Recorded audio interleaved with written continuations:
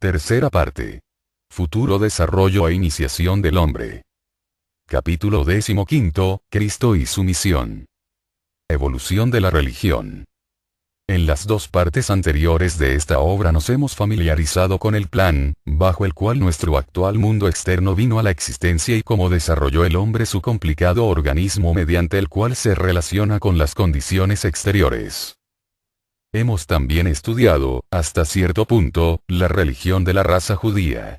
Consideraremos ahora la más grande y divina medida tomada para la salvación de la humanidad, esto es, el cristianismo, que será religión universal del futuro.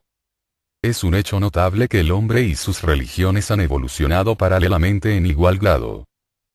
La religión más primitiva de cualquier raza se verá que es tan salvaje como el pueblo gobernado por ella, y conforme el segundo se hace más y más civilizado, su religión se hace más y más humana y se armoniza con más elevados ideales.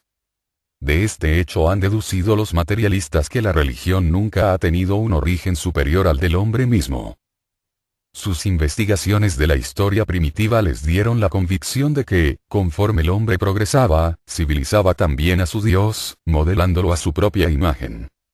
Este razonamiento es defectuoso, porque no tiene en cuenta que el hombre no es el cuerpo, sino un espíritu interno, un ego que utiliza el cuerpo con creciente facilidad conforme progresa la evolución. No hay duda alguna de que la ley para el cuerpo es la supervivencia de los más aptos. La ley de la evolución del espíritu pide sacrificio. Mientras el hombre crea que la fuerza es un derecho, la forma prosperará y se hará fuerte, porque derrumbará todos los obstáculos sin tener en cuenta para nada a los demás. Si el cuerpo fuera todo, esa manera de vivir sería la única posible para el hombre. Sería además incapaz de la menor consideración para los demás, y se resistiría por la fuerza contra cualquier tentativa de usurpación de lo que él considerará sus derechos, el derecho del más fuerte, que es el único tipo de justicia bajo la ley de la supervivencia de los más aptos.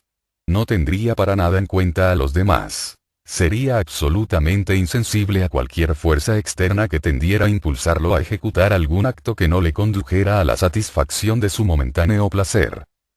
Es pues, manifiesto, entonces, que cuando quiera que el hombre se inclina hacia un modo de conducta más elevado en su trato con los demás, el impulso debe venir de dentro, y de una fuente que no es idéntica a la del cuerpo, pues de lo contrario no lucharía contra este haciendo prevalecer ese impulso sobre los intereses más obvios del cuerpo.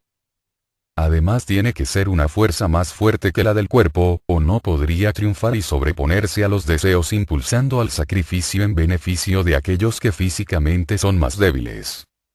Que tal fuerza existe, seguramente no lo negará nadie. Hemos llegado a tal estado de desarrollo que en vez de considerar la debilidad física como un medio de asegurarnos una buena y fácil presa, reconocemos en esa misma debilidad una buena razón para proteger al débil. El egoísmo va siendo corroído lenta pero seguramente por el altruismo. La naturaleza es muy segura en la realización de sus propósitos. Si bien lento, su progreso es ordenado y cierto. En el pecho de todos los hombres esa fuerza altruista está trabajando como una palanca. Está transformando al salvaje en un civilizado y a su debido tiempo transformará a este en un dios. Si bien nada que sea verdaderamente espiritual puede ser comprendido perfectamente, puede por lo menos ser entendido por medio de una ilustración. Si tenemos dos diapasones templados con el mismo tono exactamente y golpeamos uno de ellos, el sonido inducirá la misma vibración en el otro, el que empezará a vibrar débilmente al principio, pero si continuamos golpeando al primero, el segundo diapasón emitiendo un sonido cada vez más claro, hasta que por último emitirá un volumen de sonido igual al primero. Y esto ocurrirá aun cuando los diapasones se encuentren a varios pies de distancia, o aunque uno de ellos se encierre en una caja de cristal.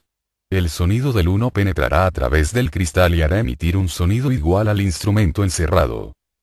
Esas vibraciones sonoras invisibles tienen gran poder sobre la materia concreta. Pueden destruir o crear. Si se coloca una pequeña cantidad de polvo finísimo sobre una placa de cristal plana y se pasa un arco de violín por un borde de la misma, las vibraciones producidas harán que el polvo asuma hermosas formas geométricas.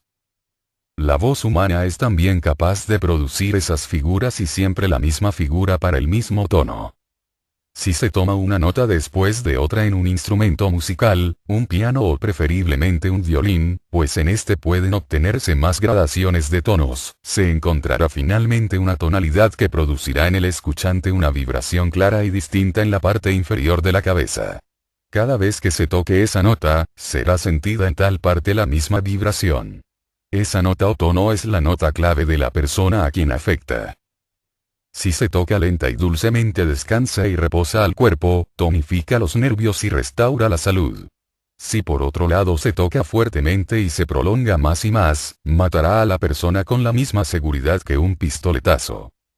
Si recordamos ahora lo que ya se dijo sobre la música y el sonido con referencia al problema de cómo se despierta esa fuerza interna fortificándola, quizá podamos comprender el asunto mejor. En primer lugar, nótese particularmente que los dos diapasones templados eran del mismo tono. Si no hubiera sido así, podríamos haber golpeado uno de ellos hasta romperlo, pero el otro hubiera permanecido mudo. Comprendamos esto claramente: la vibración puede ser inducida en otro diapasón por uno del mismo tono únicamente. Asimismo, cualquiera cosa, o ser, solo puede ser afectado, como dejamos dicho, por la nota clave que le es peculiar. Sabemos que esa fuerza altruista existe. Sabemos también que es menos pronunciada en un pueblo no civilizado que entre gente en un elevado nivel social, y casi falta en las razas inferiores. La conclusión lógica es que hubo un tiempo en que faltaba por completo. Consecuentemente, con esta conclusión, surge la naturalísima pregunta: ¿quién o qué la indujo? La personalidad material no tiene nada que ver, seguramente, con ello. En realidad, esa parte de la naturaleza humana está mucho más confortable sin ella que lo que está o ha estado después que se despertó. El hombre ha de haber tenido esa fuerza del altruismo latente y dentro, pues de otra manera no pudo haberse despertado. Aún más debe haber sido despertada por una fuerza de la misma clase, una fuerza similar que ya estuviera activa, a medida que el segundo diapasón empezó a vibrar inducido por el primero, después que éste fue tendido. Hemos visto también que las vibraciones del segundo diapasón se hacían cada vez más fuertes bajo los continuos golpes que se daban al primero, y que la caja de cristal no era obstáculo alguno a la inducción del sonido. Bajo continuados impactos de una fuerza similar a la que tenía dentro, el amor de Dios al hombre ha despertado esta fuerza del altruismo y está aumentando continuamente su potencia. Es, por lo tanto, razonable y lógico convenir que, primeramente, fue necesario dar al hombre una religión apropiada a su ignorancia. Hubiera sido inútil haberle hablado en ese estado de un Dios que era todo amor y ternura. Desde su punto de vista, esos atributos eran de debilidad y no se habría podido esperar que reverenciaran a un Dios que poseía cualidades para ellos despreciables. El Dios a quien el hombre de entonces reverenciaría sería a un Dios fuerte, a un Dios temible, a un Dios que tuviera en su poder el rayo y el trueno para fulminar. De esta manera el hombre se vio impelido primeramente a temer a Dios, y se le dieron religiones de una naturaleza tal como para su bienestar espiritual bajo el látigo del miedo. El segundo grado fue inducirle a cierta clase de desinterés, obligándole a dar parte de sus mejores bienes en sacrificio. Esto fue conseguido dándole el dios de raza o tribu, que era un dios celoso, que exigía la más estricta reverencia y sometimiento, y el sacrificio de la fortuna, que el hombre naciente valuaba mucho. Pero, a su vez, este dios de raza era un amigo todopoderoso que ayudaba a los hombres en sus batallas devolviéndoles multiplicados los carneros y granos que les sacrificaban. El hombre no había llegado aún al estado en el que le sería posible comprender que todas las criaturas son semejantes. Pero el Dios de la tribu le enseñó a tratar benévolamente a sus hermanos de tribu y dictar leyes equitativas y amplias para los hombres de la misma raza. No debemos imaginarnos que estos pasos sucesivos se dieron fácilmente, sin rebeliones o desobediencias del hombre primitivo. El egoísmo está arraigado en la naturaleza inferior, aún en nuestros días, y debe haber habido muchos fracasos y retrocesos. En la Biblia judía podemos encontrar buenos ejemplos de cómo el hombre olvidó sus deberes, y de cómo el espíritu de tribu tuvo que encaminarlo paciente y persistentemente una y otra vez. Únicamente los largos sufrimientos del espíritu de raza fueron suficientes para encaminarlos a la ley, esa ley que tan poca gente ha aprendido a conocer y obedecer. Hay siempre, sin embargo, avanzados que necesitan algo más elevado. Cuando son suficientemente numerosos, se da un nuevo paso en la evolución, así que siempre existen varias gradaciones. Llegó un tiempo, unos 2000 años hace, cuando los más avanzados de la humanidad estaban prontos para dar un paso más y aprender la religión de vivir una buena vida para asegurarse una recompensa futura en un estado de existencia, en el que debían tener fe. Este fue un paso largo y trabajoso. Era comparativamente fácil llevar una oveja o un novillo al tiempo para ofrecerlo como sacrificio. Si un hombre llevaba a sacrificar los primeros frutos de sus graneros, de sus viñas, de sus huertas, sabía que tendría aún más y sabía, también que el Dios de la tribu volveríale a llenar sus almacenes abundantemente a su vez. Pero en este nuevo paso ya no se hacía cuestión sacrificar los bienes. Se le pidió que se sacrificara él mismo. Ya no era un solo sacrificio que debía hacerse en el supremo esfuerzo de resistir el martirio. Eso hubiera sido comparativamente fácil. En vez, se le pedía que día a día, desde la mañana hasta la noche, debía obrar misericordiosamente con todos. Debía desprenderse del egoísmo, y amar a su prójimo, como se había estado amando a sí mismo. Además, no se prometía ninguna recompensa visible e inmediata, sino que se debía tener fe en una felicidad futura. Es raro que el pueblo encuentre difícil realizar este elevado ideal de obrar bien continuadamente, cosa doblemente difícil por el hecho de que hay que relegar completamente el interés propio. Se pide sacrificio sin aseguramiento alguno positivo de recompensa. Seguramente es mucho crédito para la humanidad el que se practique tanto el altruismo y el que esté siempre aumentando.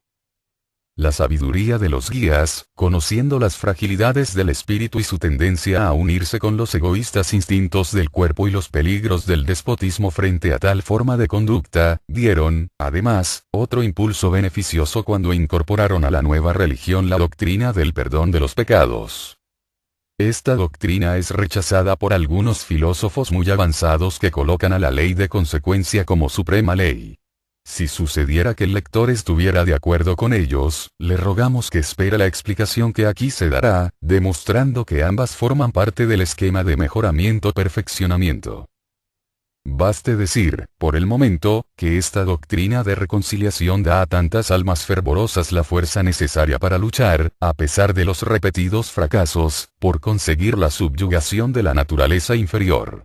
Recordamos que, por las razones ya indicadas, cuando hemos discutido las leyes del renacimiento y de consecuencia, la humanidad occidental no conocía nada prácticamente de esas leyes.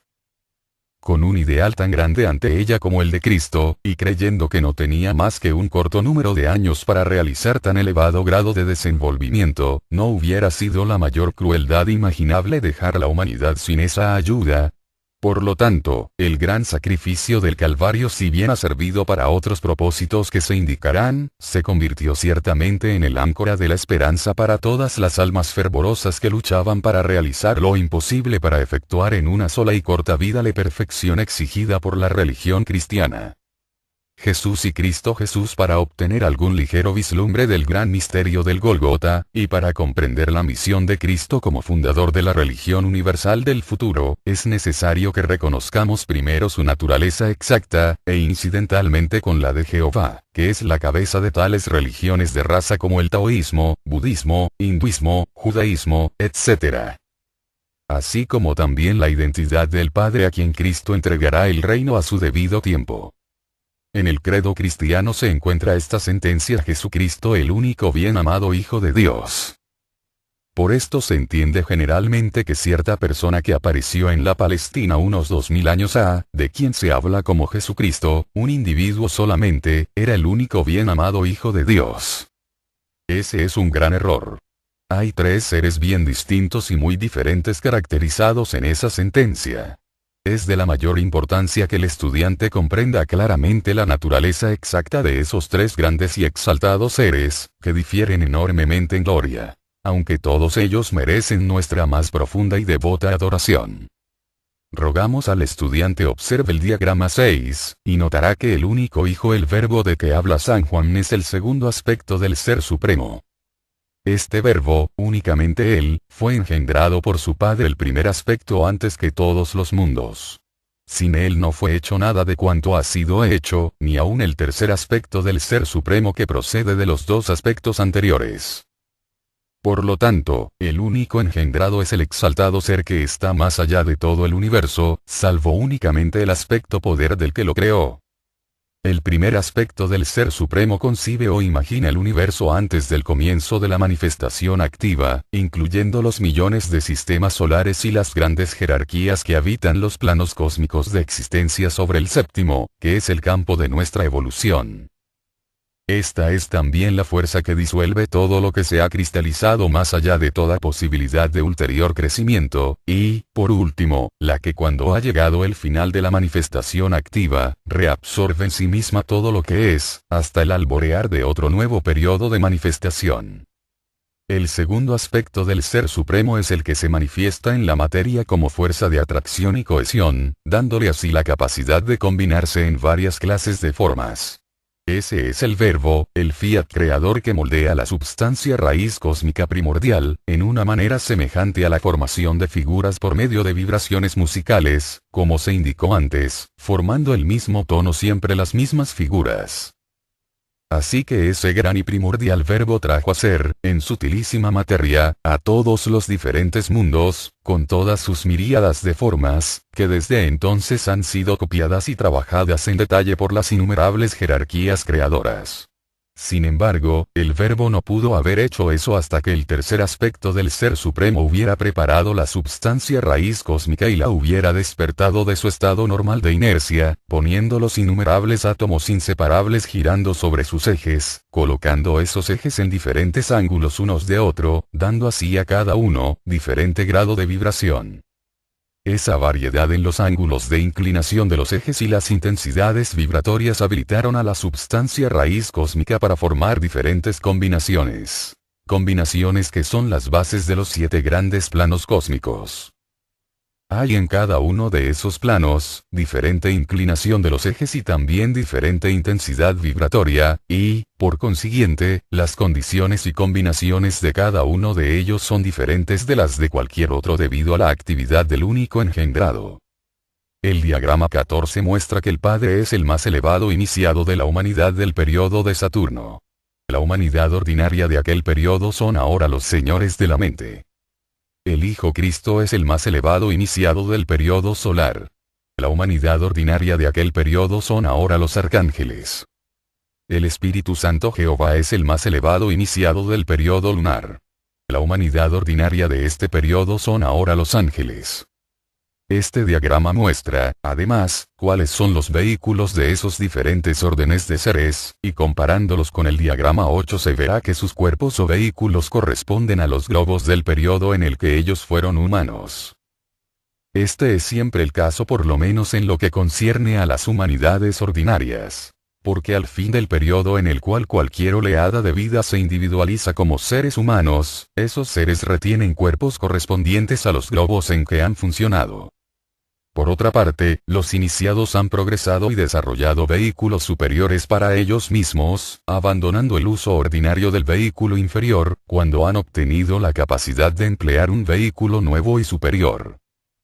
Ordinariamente, el vehículo inferior de un arcángel es el cuerpo de deseos. Pero Cristo, que es el más alto iniciado del periodo solar, ordinariamente emplea el espíritu de vida como vehículo inferior, funcionando tan conscientemente en el mundo del espíritu de vida como nosotros en el mundo físico. Rogamos al estudiante note este punto particularmente, porque el mundo del espíritu de vida es el primer mundo universal, según explicamos en el capítulo que hablaba de los mundos. Es el mundo en el que cesa la diferenciación y la unidad comienza a ser manifiesta, por lo menos en lo que concierne a nuestro sistema solar. Cristo tiene el poder de construir y funcionar en un vehículo tan inferior como el cuerpo de deseos, como el que usan los arcángeles, pero no pueden descender más. El significado de esto se verá ahora. Jesús pertenece a nuestra humanidad. Cuando el hombre, Jesús, se estudia en la memoria de la naturaleza, puede seguirse hacia atrás vida tras vida, en las que vivió bajo diversas circunstancias, bajo varios nombres, en diferentes encarnaciones, lo mismo, en ese respecto, que cualquier otro ser humano. Esto no puede hacerse con el ser Cristo. En su caso, solo puede encontrarse una sola encarnación. No debe suponerse, sin embargo, que Jesús fue un individuo corriente. Era un tipo singularmente puro de mente, muy superior a la gran mayoría de nuestra presente humanidad. A través de muchas vidas estuvo recorriendo el sendero de santidad, preparándose así para el mayor honor que haya podido obtener un ser humano. Su madre, la Virgen María, era también un tipo de la más elevada pureza humana, y debido a ello fue elegida para ser la madre de Jesús. Su padre era un elevado iniciado, virgen, capaz de realizar el acto de la formación como un sacramento, sin ningún deseo o pasión personal. De esta manera, el hermoso, puro y amante espíritu que conocemos bajo el nombre de Jesús de Nazaret nació en un cuerpo puro y sin pasiones. Este cuerpo era el mejor que podía producirse en la tierra, y la tarea de Jesús en esa encarnación, era la de cuidar y desarrollar hasta el mayor grado de eficiencia posible a su cuerpo, preparándolo para el gran propósito que debía servir. Jesús de Nazaret, nació más o menos, en el tiempo indicado por la historia, y no en el año 105 a.C., según se dice en algunas obras ocultistas. El nombre de Jesús era común en el Oriente, y un iniciado llamado Jesús vivió en el año 105 a.C., pero obtuvo la iniciación egipcia y no fue Jesús de Nazaret, con el que estamos nosotros relacionándonos. El individuo que más tarde encarnó bajo el nombre de Christian Rosenkreuz ya estaba en una encarnación muy elevada cuando nació Jesús de Nazaret, y está encarnado actualmente. Su testimonio, así como el resultado de las investigaciones directas de otros Rosacruces, concuerdan en que el nacimiento de Jesús de Nazaret tuvo lugar al principio de la era cristiana, en la fecha que se atribuye generalmente. Jesús fue educado por los esenios y alcanzó un elevado grado de desarrollo espiritual durante los 30 años en que usó su cuerpo. Podemos decir aquí, como paréntesis, que los esenios eran una secta que existía en Palestina, además de las dos mencionadas en el Nuevo Testamento, los fariseos y los saduceos. Los esenios eran una orden extremadamente devota, muy diferente de los materialísticos saduceos y completamente opuesta a los hipócritas y vanidosos fariseos. Evitaban toda mención de sí mismos, así como de sus métodos de estudio y de adoración. A esta última particularidad se debe el que nada se sepa de ellos y de que no estén mencionados en el Nuevo Testamento. Es una ley del cosmos el que ningún ser, por elevado que sea, pueda funcionar en cualquier mundo sin tener un vehículo construido con el material de ese mundo. Por lo tanto, el cuerpo de deseos era el vehículo inferior del grupo de espíritus que habían alcanzado el estado humano en el periodo solar. Cristo era uno de esos espíritus y era, por consiguiente, incapaz de construir para sí mismo un cuerpo vital y un cuerpo denso. Podía haber trabajado sobre la humanidad con un cuerpo de deseos, como lo hicieron sus hermanos más jóvenes, los arcángeles, como espíritus de raza. Jehová les había abierto el camino para entrar en el cuerpo denso por medio del aire que el hombre inhalaba. Todas las religiones de las razas fueron religiones de ley y creadoras del pecado por la desobediencia a esa ley. Estaban bajo la dirección de Jehová, cuyo vehículo inferior es el espíritu humano, que lo correlaciona al mundo del pensamiento abstracto, donde todo es separatista y, por lo tanto, conducente al beneficio propio. Esta fue, precisamente, la razón que hizo necesaria la intervención de Cristo. Bajo el régimen de Jehová la unidad era imposible. Por lo tanto, el Cristo que poseía como vehículo inferior el unificante espíritu de vida, debía entrar en un cuerpo humano denso. Debía aparecer como un hombre entre los hombres y entrar en ese cuerpo, porque únicamente desde adentro es posible conquistar la religión de raza, que influye en el hombre desde afuera.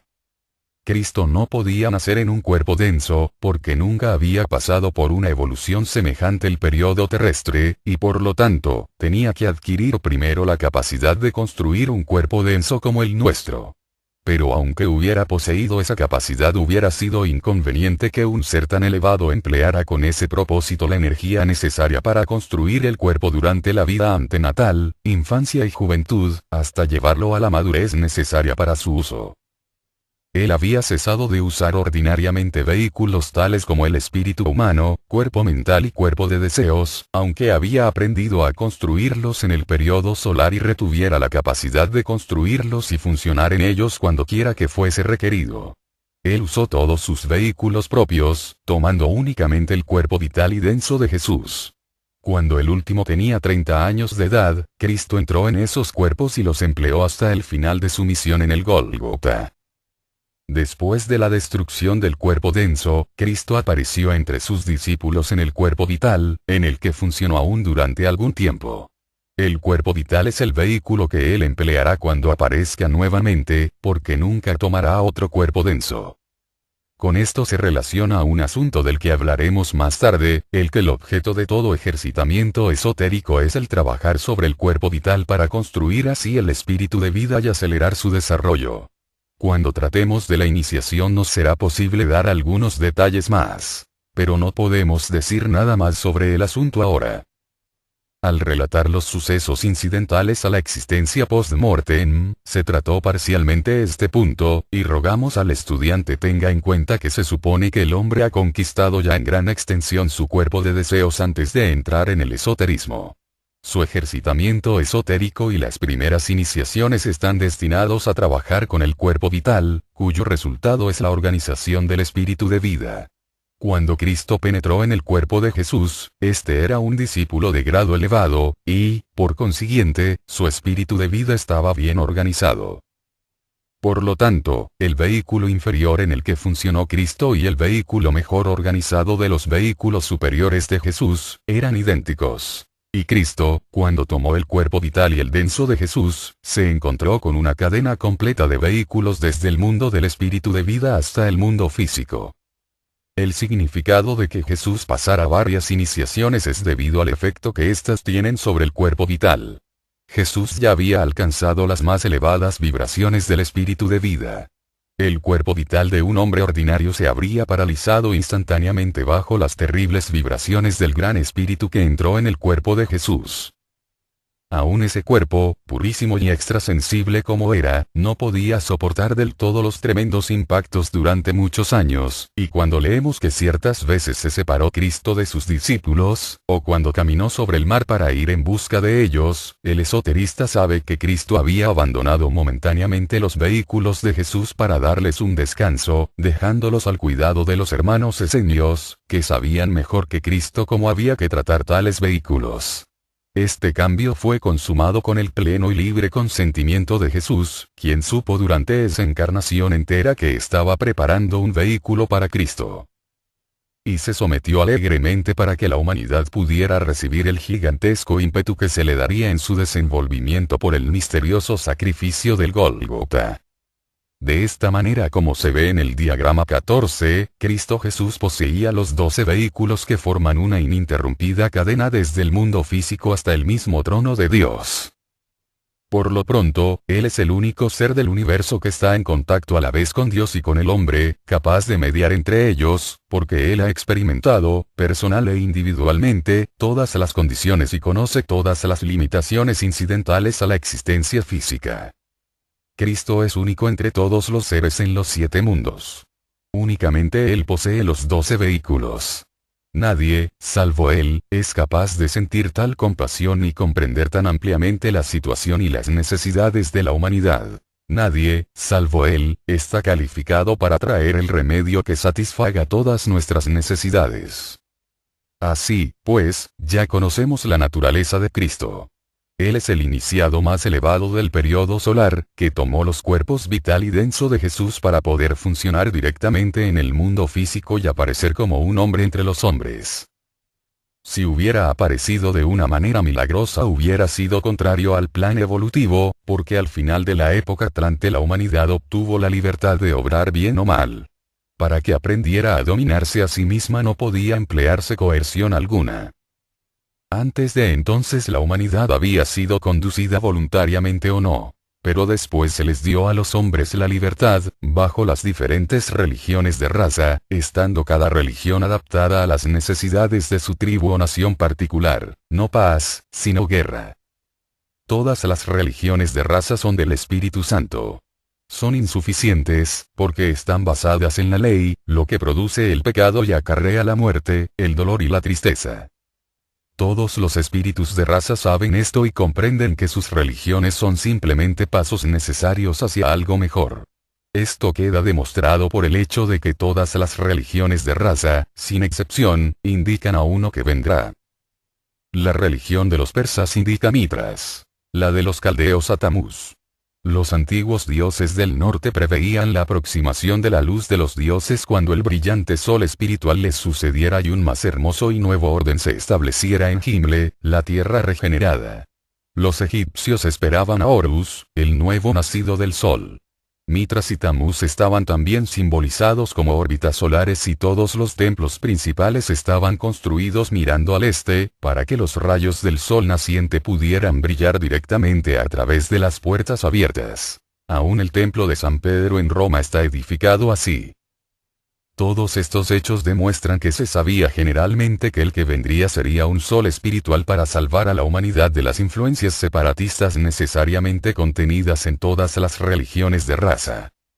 Esas religiones eran pasos necesarios para la humanidad a fin de prepararse para el advenimiento de Cristo. El hombre debe primeramente cultivar un yo, una individualidad antes de que pueda llegar a ser realmente desinteresado y comprender el aspecto superior de la fraternidad universal, unidad de propósitos e intereses de la que Cristo echó las primeras bases en su primera venida, y cuya fraternidad será una realidad tangible cuando Él vuelva.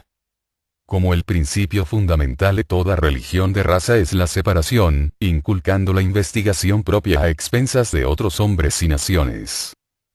Es evidente que si ese principio se lleva a sus últimas conclusiones debe tener necesariamente una tendencia destructiva que finalmente frustraría la evolución, a menos que fuera sucedida por una religión más constructora. Por lo tanto, las religiones separatistas del Espíritu Santo deben dar lugar a la unificante religión del Hijo, que es la religión cristiana. La ley debe hacer lugar al amor, y las razas y naciones separadas deben unirse en una fraternidad universal, con el Cristo como hermano mayor. La religión cristiana no ha tenido aún el tiempo necesario para realizar ese gran objetivo. El hombre está aún bajo la influencia del espíritu de raza dominante, y los ideales del cristianismo son aún demasiado elevados para él. La inteligencia puede ver alguna de sus bellezas, y fácilmente admite que debemos amar a nuestros enemigos. Pero las pasiones del cuerpo de deseos son aún demasiado fuertes. Siendo la ley del espíritu de raza ojo por ojo, el sentimiento dice me vengaré. El corazón anhela amor, el cuerpo de deseos espera la venganza.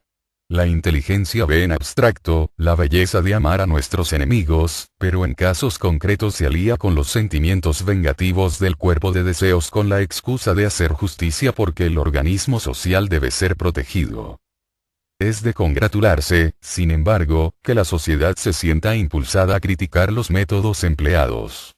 Los métodos correctivos y la misericordia se van haciendo cada vez más notables en la administración de las leyes, como se demostró por la favorable acogida que se acordó a esa institución moderna, los tribunales para niños. Otras manifestaciones de esta tendencia pueden notarse en la frecuencia con que se dejan a prueba prisioneros de guerra en los tiempos actuales. Esta es la vanguardia del sentimiento de fraternidad universal, que está haciendo sentir su influencia lenta, pero seguramente. Sin embargo, aunque el mundo está avanzando y aun cuando, por ejemplo, le haya sido comparativamente fácil al autor asegurarse una concurrencia en sus visitas a las diversas ciudades en que ha dado conferencias, dedicando los diarios páginas enteras a ellas y hasta primeras páginas. Mientras se ha limitado a hablar de los mundos superiores y de los estados post-mortem, ha podido comprobar que tan pronto como el tema de la fraternidad universal se trataba, sus artículos han ido a parar siempre al canasto. El mundo en general no gusta de considerar cosas que él cree son demasiado altruistas. Debe haber algo en ello. No mira nada como norma de conducta completamente natural si no ofrece alguna oportunidad de conseguir algo de sus semejantes. Las empresas comerciales se planean y conducen según ese principio, y, ante la mente de esos que están esclavizados por el deseo de acumular riquezas inútiles, la idea de la fraternidad universal conjura las terribles visiones de la abolición del capitalismo y su inevitable consecuencia, la explotación de los demás, con el inevitable naufragio también de los intereses del negocio. La palabra esclavizados describe exactamente ese estado. De acuerdo con la Biblia, el hombre debería tener dominio sobre todo el mundo, pero en la mayoría de los casos es cierto lo inverso, es el mundo quien tiene dominio sobre el hombre. Cada hombre que tenga intereses propios admitirá, en sus momentos de lucidez, que constituyen para él una fuente inagotable de fastidios. Que se ve constantemente obligado a hacer planes con sus posesiones o, por lo menos, a cuidarlas para evitar ser desposeído de ellas, pues sabe por dura experiencia que los demás están siempre tratando de conseguir ese fin. El hombre es esclavo de todo lo que, por inconsciente ironía, llama mis posesiones, cuando en realidad son estas las que lo poseen a él. Bien dijo el sabio, las cosas son las que van en la montura y cabalgan sobre la humanidad. Este estado es el resultado de las religiones de raza con sus sistemas de ley. Por lo tanto, todas señalan a aquel que debe venir. La religión cristiana es la única que no espera a aquel que debe venir, sino a aquel que debe volver. Su vuelta depende de cuándo se libere la Iglesia del Estado. La Iglesia, especialmente en Europa, está ligada al carro del Estado. Los ministros de aquella se encuentran cohibidos por consideraciones económicas y no se atreven a proclamar las verdades que sus estudios les han revelado. Un viajero recientemente asistió en una iglesia de Copenhague, Dinamarca, a una ceremonia de confirmación. La iglesia está allí bajo el dominio del Estado y todos los ministros de aquella están bajo el poder temporal. Los feligreses no tienen nada que decir sobre el asunto. Pueden asistir a la iglesia o no, como gusten, pero están obligados a pagar las tarifas que mantienen a la institución. Además de efectuar los oficios bajo el gobierno del Estado, el pastor de la iglesia visitada estaba condecorado con varias órdenes conferidas por el rey, siendo el brillo de las bandas un silencioso pero elocuente testimonio de la gran esclavitud de la iglesia ante el Estado. Durante la ceremonia el pastor rogó por el rey y los legisladores para que éstos pudieran regir al país sabiamente. Mientras duren los reyes y los legisladores, esa oración será muy apropiada. Pero es muy chocante oírlo exclamar al final, y, Todopoderoso Dios, protege y fortifica nuestro ejército y armada. Una oración semejante solo demuestra claramente que el Dios adorado es el Dios de la tribu o nacional, el espíritu de raza, porque el último acto de Cristo Jesús fue arrancar la espada de manos del amigo que quería protegerle con ella. Aunque él dijo que no había venido a traer la paz, sino la guerra, era porque preveía los mares de sangre que producirían las naciones cristianas militantes en su mala interpretación de sus enseñanzas, pues sus elevados ideales no podían ser inmediatamente alcanzados por la humanidad. Los asesinatos, guerras y otras atrocidades semejantes cometidas, son terribles, pero son también potentes ilustraciones de lo que el amor abolirá. Existe aparentemente una contradicción aparente entre las palabras y los actos de una mujer que dice voy a limpiar toda la casa y arreglarla, y entonces saca las alfombras, apila las sillas unas sobre otras, produciendo un desorden general en la antes ordenada casa. El que observara únicamente ese aspecto del asunto, podría exclamar justificadamente está poniendo las cosas peor que antes. Pero cuando se comprende el propósito de su trabajo, se comprende también el desorden momentáneo, sabiendo que la casa quedará mejor después de ello. Análogamente, debemos tener presente que el tiempo transcurrido desde la venida de Cristo Jesús no es más que un momento comparado con la duración de un solo día de manifestación. Debemos aprender a conocer, como Whitman, la amplitud del tiempo y mirar más allá de las pasadas y presentes crueldades y de los celos de las sectas en guerra hacia la edad de la fraternidad universal, que marcará el gran nuevo paso del progreso humano en su larga y gloriosa jornada desde el barro hasta Dios, desde el protoplasma hasta la consciente unidad con el Padre, ese acontecimiento lejano hacia el que se mueve la creación entera. Podemos agregar que el pastor mencionado, durante la ceremonia de recibir a sus discípulos en la iglesia, les dijo que Jesús Cristo era un individuo compuesto. que Jesús era la parte humana mortal, mientras que Cristo era el espíritu inmortal y divino. Creemos que si el asunto se le hubiera discutido, no habría sostenido la afirmación, a pesar de que al afirmarlo emitió un hecho oculto. La estrella de Belén, la unificante influencia del Cristo, ha sido simbolizada en la hermosa leyenda de la adoración de los tres magos o sabios del Oriente, tan hermosamente descritos por el general Lew Wallace en su encantador relato Ben-Hur.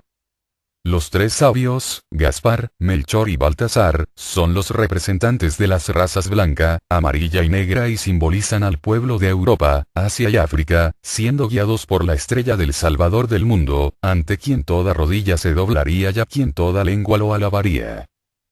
Aquel que uniría a todas las naciones bajo la bandera de la paz y de la buena voluntad. Aquel que impulsaría a los hombres a convertir sus lanzas en arados y sus espadas en hoces. Se dice que la estrella de Belén apareció al nacer Jesús y guió a los tres sabios hacia el Salvador. Muchas especulaciones se han hecho sobre la naturaleza de esa estrella. La mayoría de los hombres de ciencia materialista la han declarado un mito, en tanto que otros han dicho que si fuera algo más que un mito, solo sería una simple coincidencia, dos soles muertos que al chocar hubieran producido una conflagración. No obstante, todo místico conoce la estrella, sí, y la cruz también, no solamente como símbolos relacionados con la vida de Jesús y de Cristo, sino en sus experiencias personales. San Pablo dijo: hasta que Cristo nazca en vosotros. Y el místico Angelus Silesius escribe: aunque Cristo naciere 1000 veces en Belén, si no nace en ti mismo tu alma será perdida. Mirarás en vano la cruz del Gólgota, hasta que se levante en ti mismo. Ricardo Wagner muestra su conocimiento intuitivo de artista cuando a la pregunta de Parsifal ¿quién es el Grial?, contesta Gurnemans: eso no lo decimos. Pero si tú has sido invitado por él, la verdad no quedará oculta para ti. Ningún sendero conduce por la campiña a él, y la búsqueda solo te aparta de él a mayor distancia aún, si él mismo no es el guía. Bajo la antigua dispensación el sendero de la iniciación no estaba abierto. Era únicamente para los pocos elegidos. Algunos podían buscar el sendero, pero únicamente los que eran guiados al templo por los hierofantes podían encontrar la entrada. Antes del advenimiento de Cristo no había invitación alguna parecida a la actual de que todo el que quiera puede venir. En el momento en el que la sangre fluyó en el Gólgota, el velo del templo se rasgó por razones que se explicarán ahora, y desde entonces, cualquiera que busque su admisión la encontrará. En los templos del misterio los hierofantes enseñaban a sus discípulos que en el sol hay una fuerza espiritual, así como también una fuerza física. Esta última fuerza de los rayos solares es el principio fecundante de la naturaleza. Produce el crecimiento de las plantas y, por lo tanto, sostiene y sustenta a los reinos animal y humano. Es la energía constructora, que es el manantial de toda la fuerza física. Esta energía solar, física, alcanza su más elevada expresión a mediados del verano, cuando los días son más largos y más cortas las noches, porque los rayos solares caen entonces directamente sobre el hemisferio boreal. En ese tiempo las fuerzas espirituales son las más inactivas. Por otro lado, en diciembre, téngase en cuenta que aquí se está hablando con referencia al hemisferio boreal. En el hemisferio austral quedan invertidos esos términos durante las largas noches de invierno, la fuerza física solar estará adormecida y las fuerzas espirituales alcanzan su grado máximo de intensidad. La noche entre el 24 y el 25 de diciembre es la noche santa por excelencia de todo el año. El signo zodiacal de la Inmaculada Virgen Celestial está sobre el horizonte oriental hacia la medianoche, y el sol del año nuevo. Entonces comienza su jornada desde el punto más austral, hacia el hemisferio norte, para salvar a esa parte de la humanidad físicamente de la oscuridad y del hambre que resultarían inevitablemente si permaneciera permanentemente al sur del Ecuador. Para los pueblos del hemisferio norte, donde han nacido todas las religiones actuales, el sol está directamente bajo la tierra, y las influencias espirituales son fortísimas, en el norte, en la medianoche del 24 de diciembre. Siendo ese el caso, es indudable que entonces sería facilísimo para los que desearan dar un paso hacia la iniciación el ponerse esta noche en contacto consciente con el sol espiritual por vez primera. Por lo tanto, los discípulos que estaban preparados para la iniciación eran llevados de la mano por los hierofantes de los misterios, y por medio de ceremonias que se realizaban en el templo, se les elevaba a un estado de exaltación en el cual trascendía toda condición física. Para su visión espiritual, la tierra se hacía transparente y ellos veían el sol de medianoche, la estrella.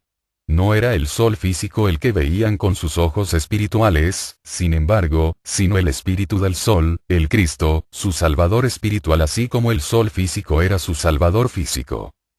Esa es la estrella que brilló en esa santa noche y la que aún brilla para el místico en la obscuridad de la noche. Cuando el ruido y la confusión de la actividad física se aquietan, entonces él entra en su encierro y busca el sendero que conduce al reino de la paz. La brillante estrella está siempre allí para guiarlo y su alma escucha la canción profética: paz en la tierra a los hombres de buena voluntad. Paz y buena voluntad a todos sin excepción, sin dejar fuera ningún enemigo o paria. ¿Es acaso maravilloso que cueste mucho educar a la humanidad hasta tan elevado tipo de moral? ¿Hay algún medio mejor de demostrar la belleza y la necesidad de la paz y de la buena voluntad y del amor, que al contrastarlos con el estado actual de guerras, egoísmos y odios? Cuanto más fuerte es la luz, tanto más profunda es la sombra que hace proyectar. Cuanto más altos son nuestros ideales, más claramente podemos ver nuestros defectos. Desgraciadamente, en nuestro presente estado de desenvolvimiento, la humanidad solo puede aprender por medio de durísimas experiencias. Como raza, tiene que sentirse absolutamente egoísta para que pueda probar las amarguras que le produce el egoísmo ajeno, así como uno debe conocer la enfermedad para apreciar lo que vale la salud. La religión mal llamada cristiana ha sido la religión más sangrienta conocida, sin exceptuar al mahometanismo, que en ese respecto es muy parecido a nuestro mal practicado cristianismo. En los campos de batalla y en la Inquisición se han cometido atrocidades incalificables en nombre del dulce Nazareno. La espada y el vino, es decir, la cruz y la comunión del cáliz pervertidas, han sido los medios de que se han valido las poderosas naciones que se llaman cristianas para dominar a los pueblos paganos, y aún para dominar a las naciones más débiles que profesaban la misma fe que sus conquistadores. La más ligera ojeada sobre la historia grecolatina o sobre la de las razas teutónico-anglosajona corroborará ampliamente esa afirmación. Mientras el hombre estuvo plenamente bajo el gobierno de las religiones de raza de cada nación, cada una de estas era un conjunto unido. Los intereses individuales se subordinaban voluntariamente a los intereses de la comunidad. Todos estaban en la ley. Todos eran miembros de sus respectivas tribus, en primer lugar, e individuos en segundo término. En los tiempos presentes existe la tendencia de irse al otro extremo, exaltando el yo sobre todo lo demás. El resultado es evidente en los problemas económicos e industriales que están produciéndose en todas las naciones y que exigen clamorosamente una pronta solución. El estado de desenvolvimiento en que el hombre siente que es una unidad absolutamente separada, un ego, que persigue su camino independientemente, es un estado necesario. La unidad nacional, de tribu o de familia, debe romperse antes de que la fraternidad universal pueda ser un hecho. El régimen de la paternidad o patriarcado ha sido ya ampliamente sustituido por el reinado del individualismo. Y estamos experimentando los males del último más y más, conforme nuestra civilización va avanzando. Nuestro desordenado método de distribuir los productos del trabajo, la rapacidad de los pocos y la explotación de las masas, son crímenes sociales, pues provocan consunción física, depresiones industriales y perturbaciones obreras que destruyen la paz interna. La guerra industrial de nuestros días es mucho peor y más destructiva que las guerras militares de las naciones. El corazón es una anomalía. Ninguna lección, aunque su verdad pueda fundarse superficialmente, es de valor real como principio activo de la vida hasta que el corazón la haya aprendido por la aspiración y la amargura, y la lección que el hombre debe aprender así, es que lo que no beneficia a todos, no beneficia realmente a nadie. Durante cerca de 2000 años hemos convenido con los sabios en que debemos gobernar y obrar en nuestra vida de acuerdo con la máxima de volver bien por mal. El corazón pide benevolencia y amor, pero la razón pide beligerancia y medidas punitorias, sino como venganza, como medio de prevenir una repetición de hostilidades. Este divorcio entre el corazón y la cabeza es el que impide el crecimiento del verdadero sentimiento de fraternidad universal y la adopción de las enseñanzas de Cristo el Señor del amor. La mente es el foco a través del cual percibe el ego el mundo material. Como instrumento para la adquisición del conocimiento en ese dominio, la mente es inestimable. Pero cuando se arroga el papel de dictador de la conducta del hombre para con el hombre, sería igual como si los lentes dijeran al astrónomo que estuviera fotografiando al sol a través de un telescopio: estamos mal enfocados. No estamos mirando bien al sol.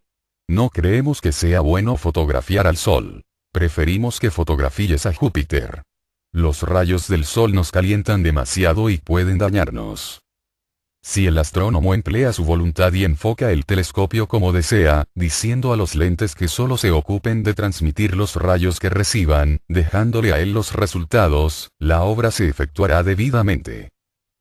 Pero si los lentes tuvieran una voluntad más fuerte y el mecanismo del telescopio estuviera ligado a ellos, el astrónomo se vería seriamente cohibido y tendría que luchar para mantener el instrumento en debida forma, y el inevitable resultado sería que las imágenes saldrían borrosas, pequeñas o de ningún valor. Así sucede con el ego. Trabaja con un triple cuerpo, que gobierna o que debería gobernar a través de la mente. Pero es triste decirlo, este cuerpo tiene una voluntad propia y es ayudado muy a menudo por la mente, frustrando así los propósitos del ego. Esta voluntad inferior antagónica es la expresión de la parte superior del cuerpo de deseos. Cuando tuvo lugar la división del Sol, la Luna y la Tierra, la porción más avanzada de la humanidad naciente experimentó una división en el cuerpo de deseos, en dos partes: la superior y la inferior. El resto de la humanidad sufrió una división semejante en la primera parte de la época Atlante. Esta parte superior del cuerpo de deseos se convirtió en una especie de alma animal. Construyó el sistema nervioso cerebroespinal y los músculos voluntarios, dominando por ese medio la parte inferior del triple cuerpo hasta que el eslabón de la mente fue agregado. Entonces la mente se unió a esa alma animal y se hizo corregente. La mente está, pues, limitada por los deseos. Está sumergida en la egoísta naturaleza inferior, haciendo difícil que el espíritu pueda gobernar el cuerpo. El foco, la mente, que debería aliarse a la naturaleza superior, está unida a la naturaleza inferior esclava del deseo.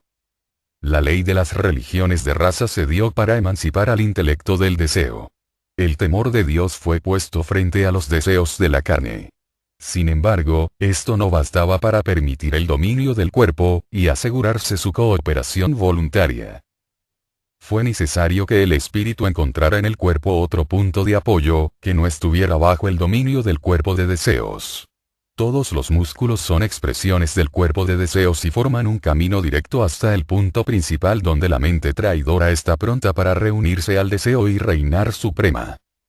Si los Estados Unidos estuvieran en guerra con Francia, no desembarcarían sus tropas en Inglaterra, esperando así subyugar a Francia, sino que desembarcarían a sus soldados directamente en Francia para que lucharan allí. Como general sabio, el ego sigue una conducta análoga. No comienza su campaña adquiriendo dominio sobre alguna de las glándulas, pues estas son expresiones del cuerpo vital y le es imposible adquirir dominio sobre los músculos voluntarios que están muy bien defendidos por el enemigo. El sistema muscular involuntario, que está bajo la dirección del sistema nervioso simpático, sería también inútil para ese objeto. El ego debe conseguir un contacto más directo con el sistema nervioso cerebroespinal.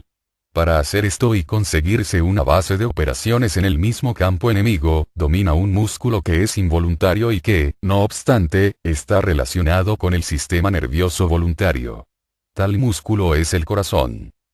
Hemos ya hablado anteriormente de las dos clases de músculos voluntarios e involuntarios. Estos últimos están estriados en sentido longitudinal y están relacionados con las funciones que no están bajo el dominio de la voluntad, como la digestión, respiración, excreción, etc. Los músculos voluntarios son los que están dominados por la voluntad por medio del sistema nervioso voluntario, como los músculos de la mano y de los brazos. Esos músculos están estriados longitudinalmente y al través o cruzados. Lo indicado es cierto en todos los músculos, menos el corazón, que es un músculo involuntario. Ordinariamente no podemos dominar la circulación. En condiciones normales, la cantidad de latidos del corazón es fija y, sin embargo, para confusión de los fisiólogos, el corazón está también estriado de través, como si fuera un músculo voluntario. Es el único órgano del cuerpo que exhibe esa peculiaridad. Pero, como la esfinge, rehúsa dar una compensación que resuelva el enigma a los científicos materialistas. El ocultista puede encontrar fácilmente la contestación en la memoria de la naturaleza. De esa fuente sabe que cuando el ego buscó por vez primera el hacerse fuerte en el corazón, este estaba estriado solo longitudinalmente, lo mismo que cualquier otro músculo involuntario. Pero conforme el ego fue adquiriendo más y más dominio sobre el corazón, fueron desarrollándose gradualmente las fibras cruzadas. No son ni tan numerosas ni tan definidas como los músculos que están bajo el pleno dominio del cuerpo de deseos.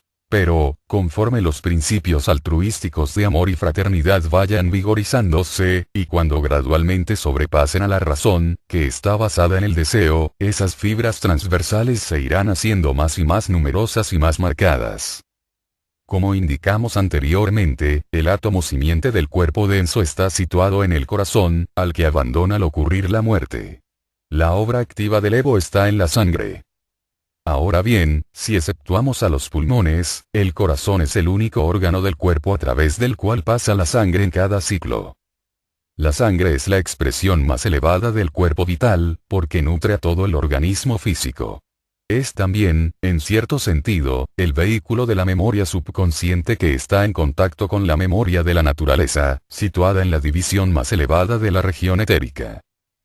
La sangre es la que lleva los recuerdos de la vida de los antecesores a los descendientes durante generaciones cuando es una sangre común, como la que se produce por la endogamia.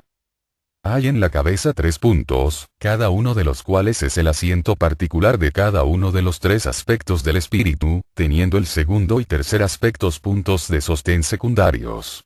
El cuerpo de deseos es la expresión pervertida del ego. Convierte la individualidad del espíritu en egoísmo.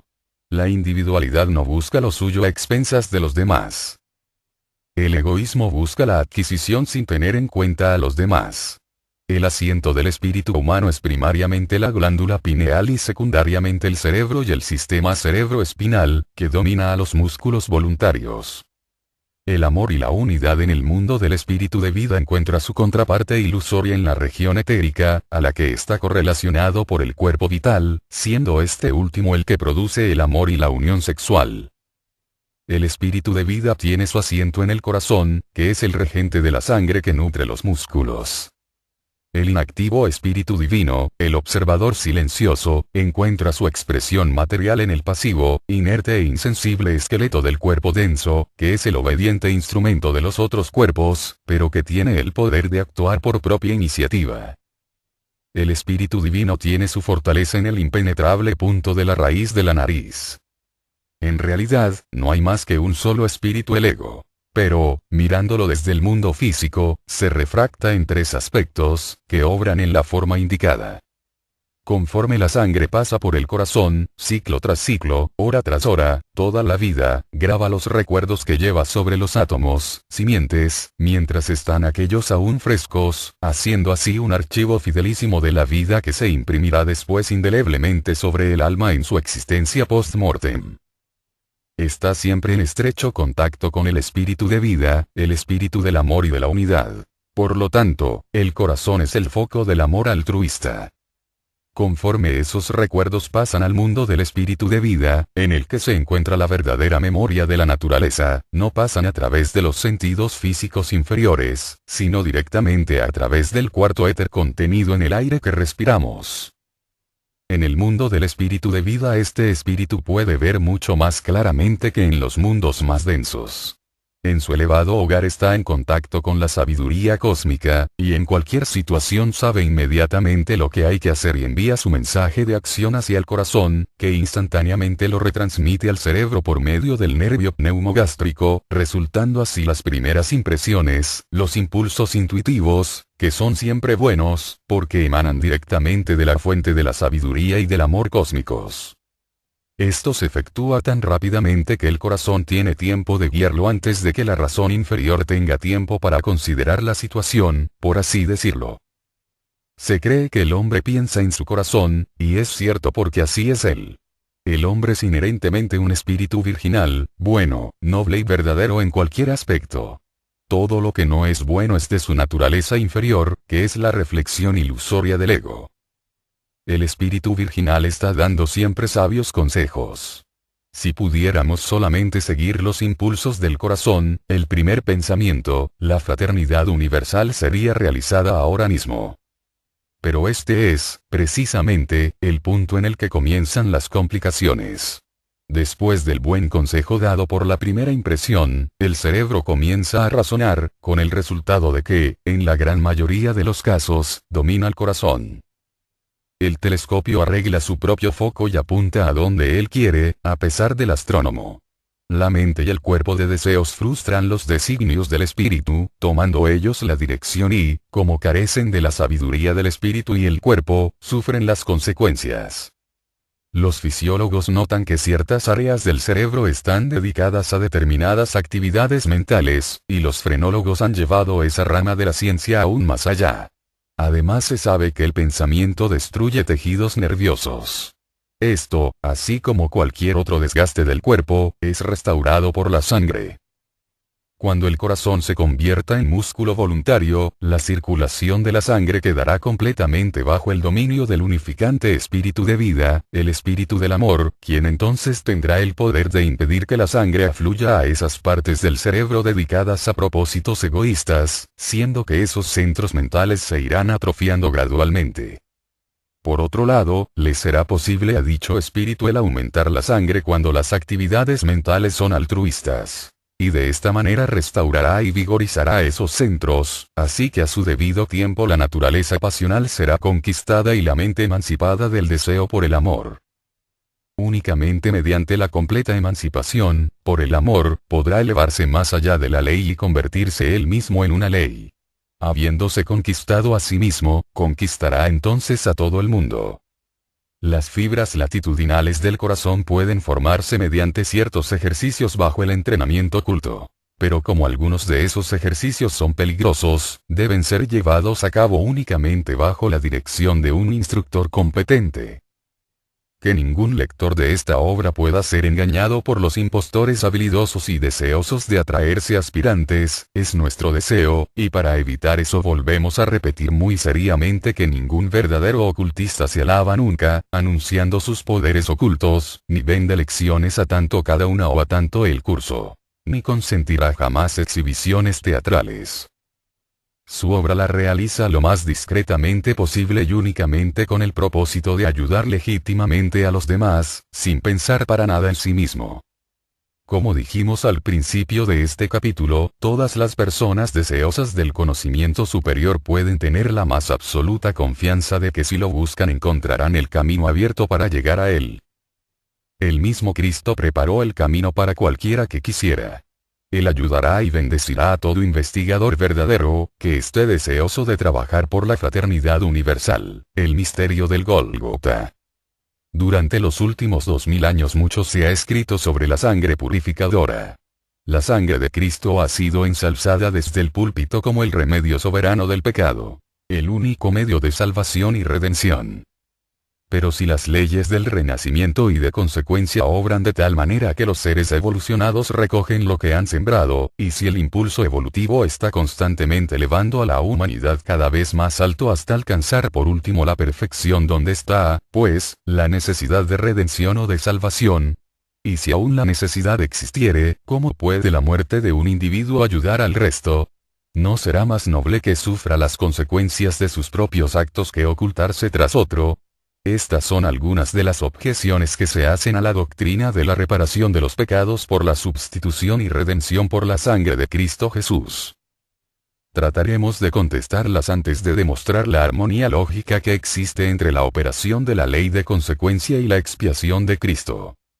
En primer lugar, es absolutamente cierto que el impulso evolutivo trabaja para realizar la suprema perfección en todos. Sin embargo, hay algunos que están constantemente quedándose atrás.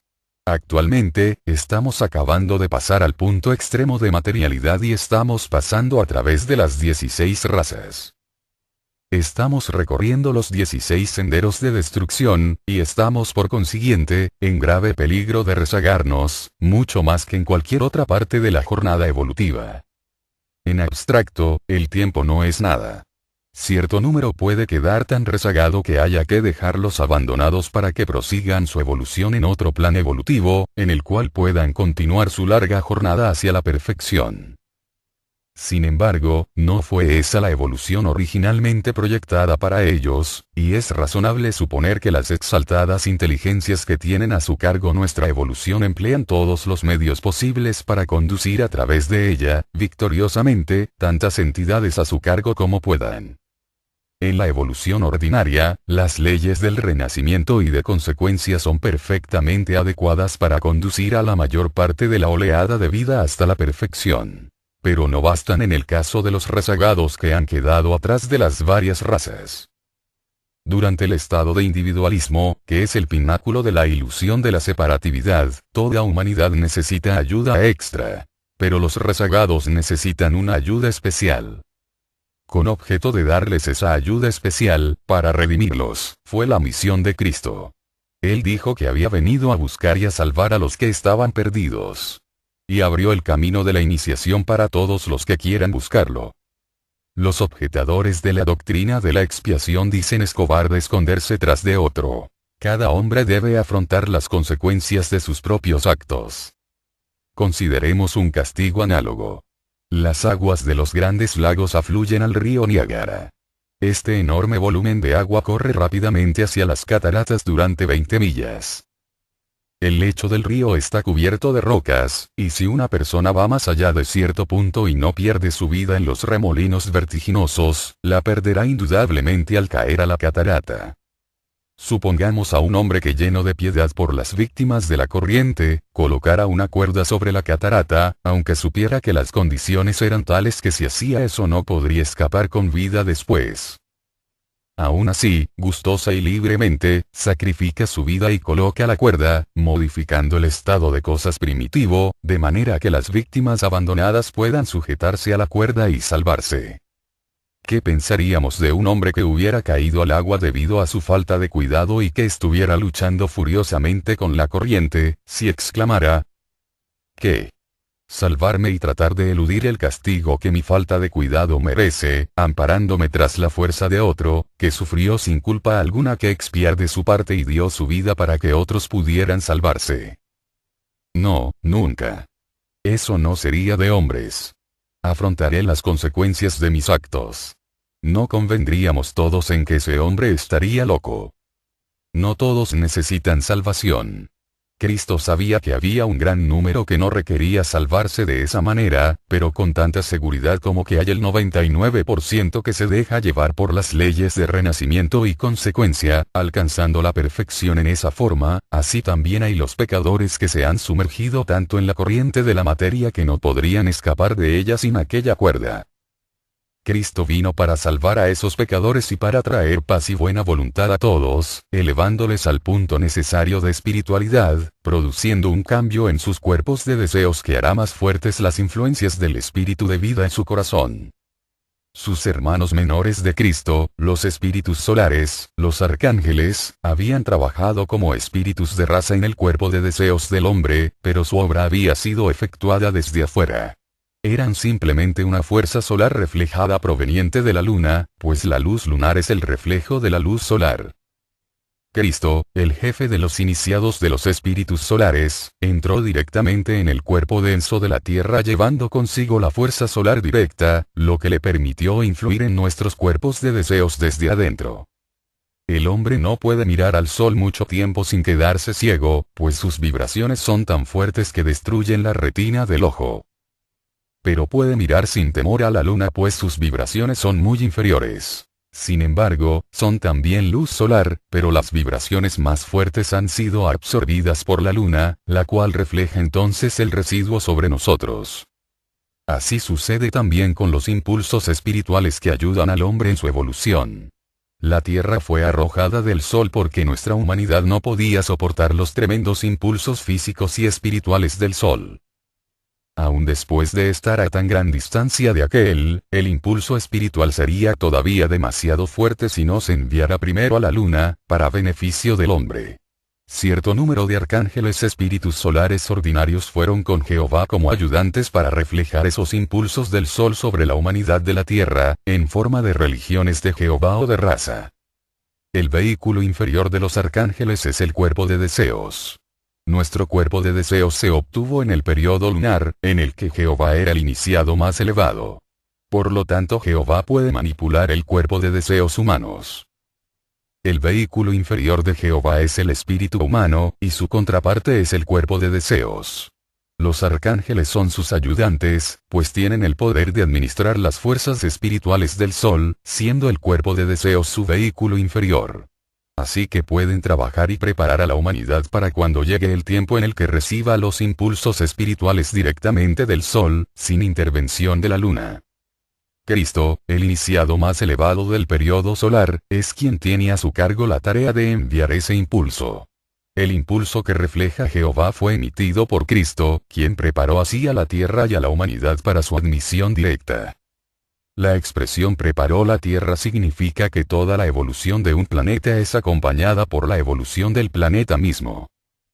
Si algún observador dotado de visión espiritual hubiera contemplado la evolución de la Tierra desde alguna estrella distante, hubiera notado un cambio gradual en el cuerpo de deseos de la Tierra. Bajo la antigua dispensación, el cuerpo de deseos humanos era mejorado mediante la ley. Y este trabajo se sigue efectuando así aún en la mayoría, la que está preparándose de esa manera para la vida superior. La vida superior iniciación no comienza hasta que empieza el trabajo en el cuerpo vital. El medio empleado para ponerle en actividad es el amor. O mejor dicho, el altruismo. Se ha abusado tanto de la primera palabra, que ésta ya no sugiere el significado requerido aquí. Durante la antigua dispensación, el sendero de la iniciación no estaba abierto para todos, sino para unos pocos. Los hierofantes de los misterios elegían cierto número de familias, las llevaban al templo y las ponían aparte de todas las demás. Esas familias elegidas guardaban rigurosamente ciertos ritos y ceremonias. Sus casamientos y comercio sexual eran regulados por los hierofantes. El resultado de esto fue la producción de una raza que tenía el grado apropiado de laxitud entre los cuerpos vital y denso. Y también el poder de despertar al cuerpo de deseos de su estado de letárgica durante el sueño. En esta forma se pusieron a unos pocos en condiciones para la iniciación y se les daban oportunidades que no podían concederse a todos. Encontramos ejemplos de esto entre los judíos, cuya tribu de Leví fue la elegida como templarios. Y también en la casta de los brahmanes, que son la única clase sacerdotal entre los hindúes. La misión de Cristo, además de la de salvar a los perdidos, fue la de hacer posible la iniciación para todos. Por lo tanto, Jesús no fue un levita, clase para quien era una herencia el sacerdocio. Él surgió del pueblo común, y aunque no de una clase de instructores, sus enseñanzas fueron superiores a las de Moisés. Cristo Jesús no negó a Moisés, la ley, ni a los profetas.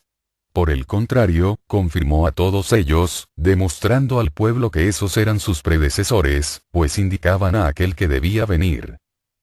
Dijo al pueblo que esas cosas habían servido sus propósitos ya, y que en adelante el amor debía suceder a la ley.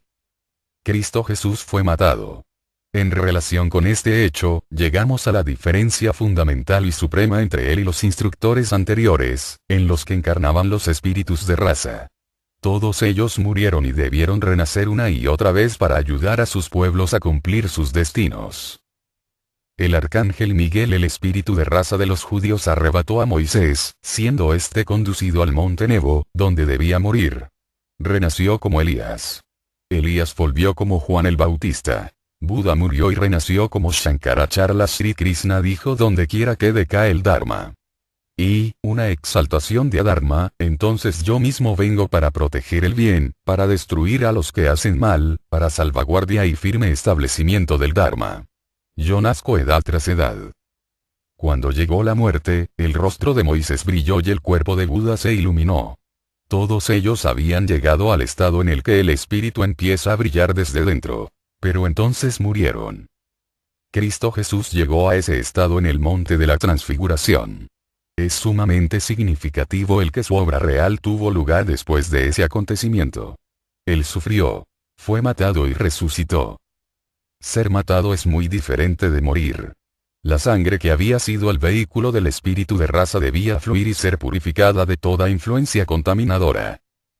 El amor al padre y a la madre con exclusión de todos los demás padres y madres debía abandonarse, pues de otra manera la fraternidad universal y el amor altruista que todo lo abarca no podrían nunca convertirse en hechos reales. La sangre purificadora cuando el Salvador, Cristo Jesús, fue crucificado, su cuerpo fue herido en 5 sitios en los 5 centros en los que fluyen las corrientes del cuerpo vital. Y la presión de la corona de espinas produjo un flujo en el 6º centro también. Esto es un vislumbre para los que ya conocen esas corrientes. Una dilucidación amplia de esto no puede darse públicamente por ahora. Cuando la sangre fluyó de esos centros, el gran espíritu solar, Cristo, se liberó del vehículo físico denso de Jesús y se encontró en la tierra con sus vehículos individuales. Los vehículos planetarios ya existentes fueron compenetrados por sus propios vehículos, y en un abrir y cerrar de ojos él difundió su propio cuerpo de deseos en el planeta, lo que le permitió desde entonces trabajar sobre la Tierra y sobre la humanidad desde adentro. En aquel momento, una oleada tremenda de luz espiritual solar inundó la Tierra. El velo del templo se rompió, ese velo que el espíritu de raza había colgado ante el templo para resguardarlo de todos menos de los pocos elegidos. Y desde entonces el sendero de la iniciación quedó abierto para todo el que quisiera entrar en él. Por lo menos en lo que concierne a los mundos espirituales, esa oleada transformó las condiciones de la Tierra como un relámpago. Pero las condiciones densas y concretas son, por supuesto, afectadas mucho más lentamente. Como toda vibración rápida e intensísima de luz, esa gran oleada de luz cegó al pueblo por su brillante fulgurante y, por lo tanto, se dijo que el sol se había obscurecido. Lo opuesto fue precisamente lo que sucedió. El sol no se había obscurecido, sino que brillaba con glorioso esplendor. Fue el exceso de luz lo que cegó al pueblo, y únicamente cuando la Tierra absorbió el cuerpo de deseos del brillante espíritu solar, la vibración bajó a una intensidad más normal. La expresión la sangre purificada de Cristo Jesús significa que la sangre que fluyó en el Calvario está ligada al gran espíritu solar, Cristo, quien por ese medio se aseguró su admisión en la Tierra misma, y desde aquel momento es su regente. Él difundió su propio cuerpo de deseos por todo el planeta, purificándolo así de todas las viles influencias que habíanse desarrollado bajo el régimen del espíritu de raza. Bajo la ley todos pecaban. Aún más no podían ser ayudados. No habíanse desarrollado hasta el punto en el que pudieran obrar con rectitud por el amor. La naturaleza pasional era tan fuerte, que para ellos era una imposibilidad el dirigirla. Por lo tanto, sus deudas, engendradas bajo la de consecuencia, habían adquirido proporciones colosales. La evolución se hubiera demorado terriblemente y muchos habrían quedado perdidos para nuestra oleada de vida si no se les hubiera prestado alguna ayuda. Por lo tanto, Cristo vino para buscar y salvar a los que estaban perdidos. Él limpió los pecados del mundo con su sangre purificadora, lo que le permitió entrar en la tierra y en la humanidad. Él purificó esas condiciones y a Él le debemos el que podamos atraer hacia nuestros cuerpos de deseos materia emocional más pura que antes, y Él continúa trabajando para ayudarnos, haciendo nuestro alrededor un ambiente cada vez más puro. Que esto lo efectuó y lo está haciendo a expensas de un gran sufrimiento para Él mismo, es cosa que nadie puede dudarlo si es capaz de formarse la más mínima concepción sobre las limitaciones soportadas por ese gran espíritu al entrar en las coercitivas condiciones de la existencia física, así como su actual limitación como regente de la tierra no es menos dolorosa. Ciertamente Él es, también regente del sol y, por lo tanto, solo está confinado parcialmente a la tierra. Pero, sin embargo, las limitaciones producidas por las lentísimas vibraciones de nuestro planeta denso deben ser casi insoportables. Si hubiera Cristo Jesús muerto simplemente, hubiera sido imposible para Él el ejecutar esa obra. Pero los cristianos tienen un Salvador resucitado. uno que está siempre presente para ayudar a todos los que invoquen su nombre. Habiendo sufrido como nosotros en todo y conociendo plenamente todas nuestras necesidades, olvida todos nuestros errores y fracasos mientras continuemos luchando y tratando de vivir una buena vida. Debemos tener siempre muy presente que el único fracaso verdadero es cesar de luchar. Después de la muerte del cuerpo denso de Cristo Jesús, los otros vehículos fueron devueltos a su poseedor primitivo, Jesús de Nazaret, quien, durante algún tiempo después, funcionando en su cuerpo vital que había recobrado temporalmente, instruyó al núcleo de la nueva fe que Cristo había formado. Jesús de Nazaret ha tenido desde entonces la dirección de las logias esotéricas o sociedades secretas que hubo en toda Europa. En muchos lugares, los caballeros de la mesa redonda fueron altos iniciados de los misterios de la nueva dispensación. Así sucedió también con los caballeros del Grial, a quienes finalmente se confió el cáliz de José de Arimatea, que fue empleado por Cristo Jesús en la última cena. Después se les entregó además la lanza que había herido su costado y el receptáculo que recibió la sangre de la herida. Los druidas de Irlanda y los trotes del norte de Rusia fueron también escuelas esotéricas en las cuales trabajó Jesús en la llamada Edad Media. Pero, aunque bárbaro, el impulso espiritual seguía fluyendo y, desde el punto de vista oculto, era en realidad de edad brillante, comparada con el creciente materialismo de los últimos 300 años, que han aumentado los conocimientos físicos inmensamente, pero casi han extinguido la luz del espíritu. Los relatos del Santo Grial, los caballeros de la mesa redonda, etc., son considerados ahora como supersticiones, y todo lo que no puede ser demostrado materialmente se mira como indigno de ser creído.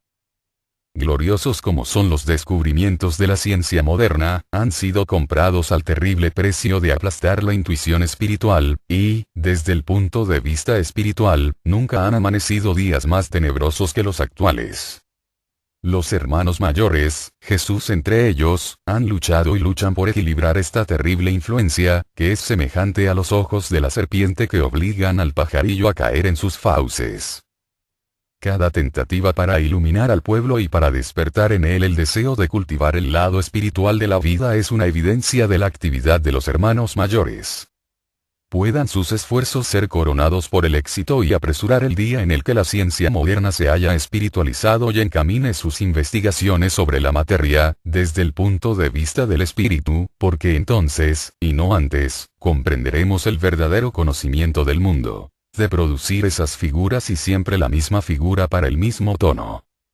Si se toma una nota después de otra en un instrumento musical, un piano o preferiblemente un violín, pues en este pueden obtenerse más gradaciones de tonos, se encontrará finalmente una tonalidad que producirá en el escuchante una vibración clara y distinta en la parte inferior de la cabeza. Cada vez que se toque esa nota, será sentida en tal parte la misma vibración. Esa nota o tono es la nota clave de la persona a quien afecta. Si se toca lenta y dulcemente descansa y reposa al cuerpo, tonifica los nervios y restaura la salud. Si por otro lado se toca fuertemente y se prolonga más y más, matará a la persona con la misma seguridad que un pistoletazo. Si recordamos ahora lo que ya se dijo sobre la música y el sonido con referencia al problema de cómo se despierta esa fuerza interna fortificándola, quizá podamos comprender el asunto mejor. En primer lugar, nótese particularmente que los dos diapasones templados eran del mismo tono. Si no hubiera sido así, podríamos haber golpeado uno de ellos hasta romperlo, pero el otro hubiera permanecido mudo. Comprendamos esto claramente: la vibración puede ser inducida en otro diapasón por uno del mismo tono únicamente.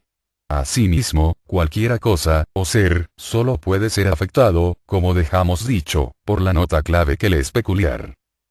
Sabemos que esa fuerza altruista existe. Sabemos también que es menos pronunciada en un pueblo no civilizado que entre gente en un elevado nivel social, y casi falta en las razas inferiores. La conclusión lógica es que hubo un tiempo en que faltaba por completo. Consecuentemente, con esta conclusión, surge la naturalísima pregunta: ¿quién o qué la indujo? La personalidad material no tiene nada que ver, seguramente, con ello. En realidad, esa parte de la naturaleza humana está mucho más confortable sin ella que lo que está o ha estado después que se despertó. El hombre ha de haber tenido esa fuerza del altruismo latente y dentro, pues de otra manera no pudo haberse despertado. Aún más debe haber sido despertada por una fuerza de la misma clase, una fuerza similar que ya estuviera activa, a medida que el segundo diapasón empezó a vibrar inducido por el primero, después que éste fue tendido. Hemos visto neoplacer. Es pues, manifiesto, entonces, que cuando quiera que el hombre se inclina hacia un modo de conducta más elevado en su trato con los demás, el impulso debe venir de dentro, y de una fuente que no es idéntica a la del cuerpo, pues de lo contrario no lucharía contra este haciendo prevalecer ese impulso sobre los intereses más obvios del cuerpo. Además tiene que ser una fuerza más fuerte que la del cuerpo, o no podría triunfar y sobreponerse a los deseos impulsando al sacrificio en beneficio de aquellos que físicamente son más débiles. Que tal fuerza existe, seguramente no lo negará nadie.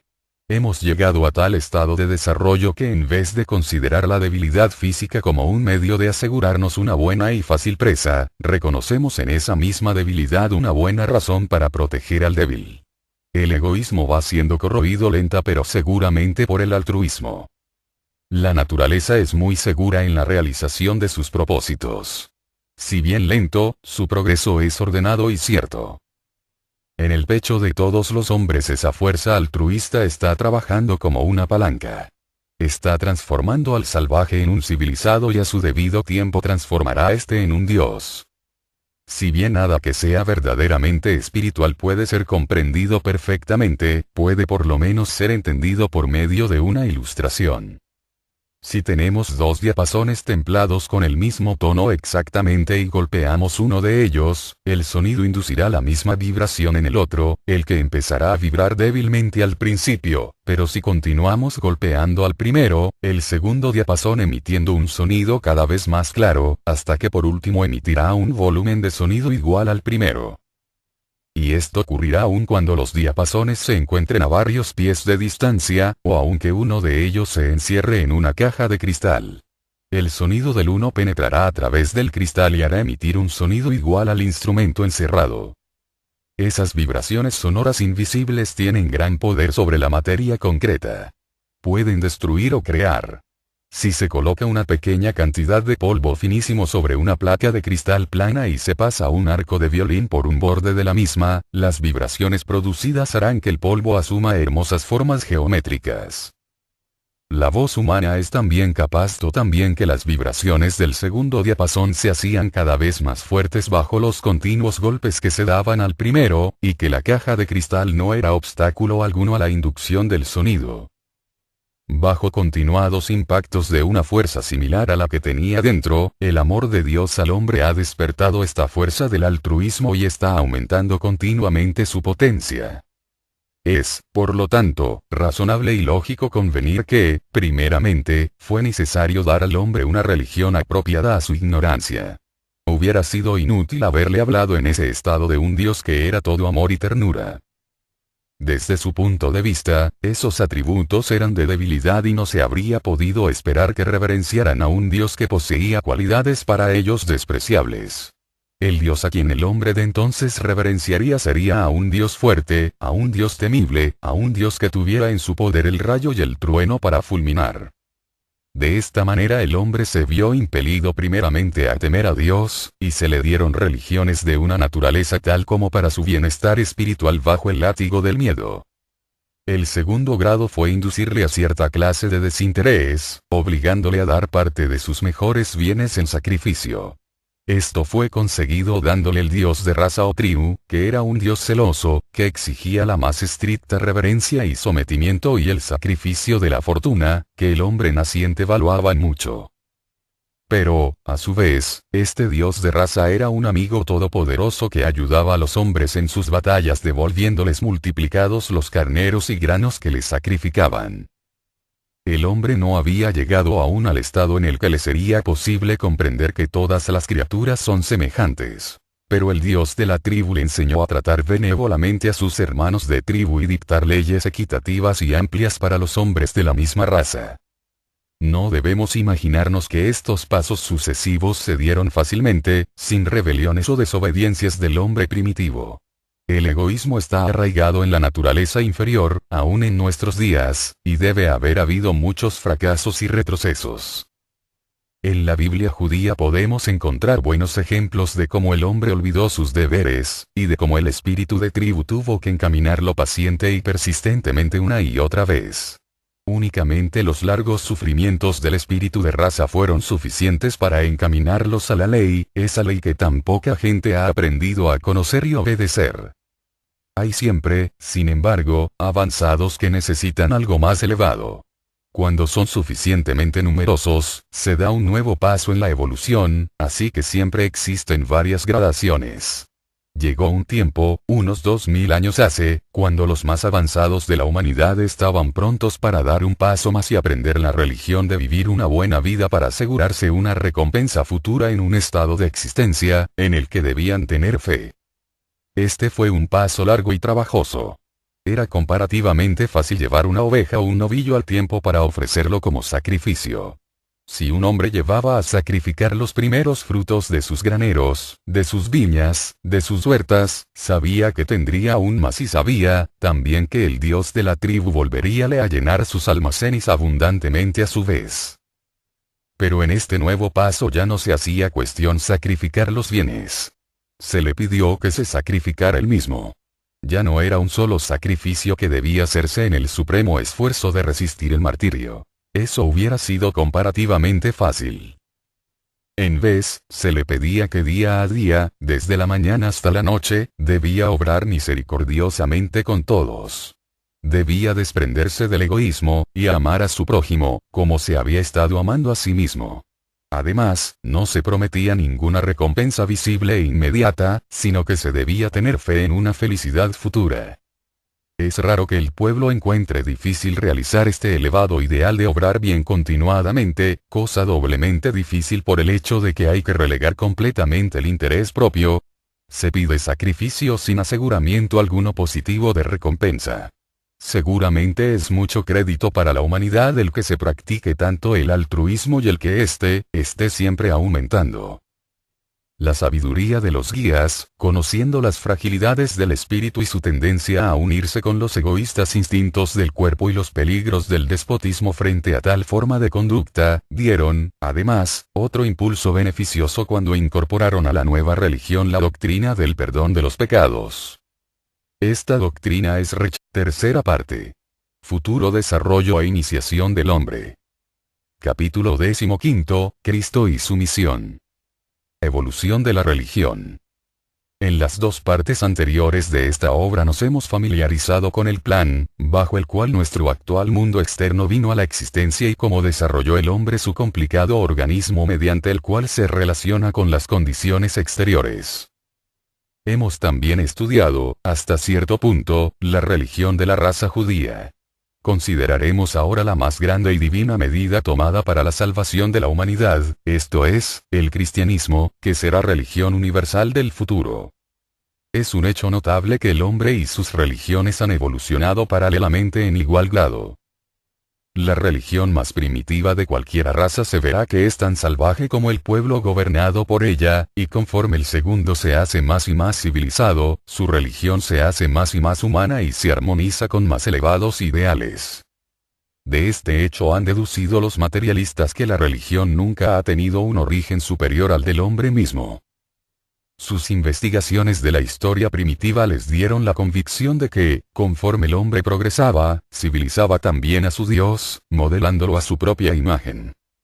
Este razonamiento es defectuoso, porque no tiene en cuenta que el hombre no es el cuerpo, sino un espíritu interno, un ego que utiliza el cuerpo con creciente facilidad conforme progresa la evolución. No hay duda alguna de que la ley para el cuerpo es la supervivencia de los más aptos. La ley de la evolución del espíritu pide sacrificio. Mientras el hombre crea que la fuerza es un derecho, la forma prosperará y se hará fuerte, porque derrumbará todos los obstáculos sin tener en cuenta para nada a los demás. Si el cuerpo fuera todo, esa manera de vivir sería la única posible para el hombre. Sería además incapaz de la menor consideración para los demás, y se resistiría por la fuerza contra cualquier tentativa de usurpación de lo que él considerará sus derechos, el derecho del más fuerte, que es el único tipo de justicia bajo la ley de la supervivencia de los más aptos. No tendría para nada en cuenta a los demás. Sería absolutamente insensible a cualquier fuerza externa que tendiera a impulsarlo a ejecutar algún acto que no le condujera a la satisfacción de su momento.